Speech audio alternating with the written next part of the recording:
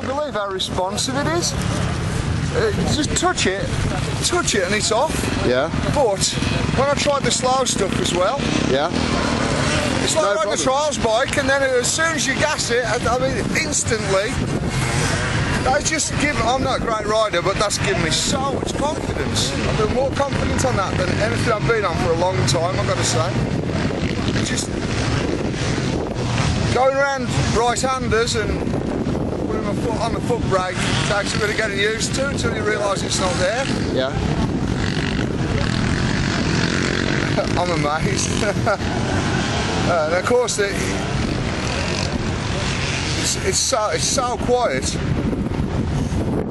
I think you can overrun on corners, you know, because you may be approaching a little bit too quick. Yeah. But once you've had 5 minutes on it, it don't take long, does it, to get used to it? No. Really, really good. Excellent.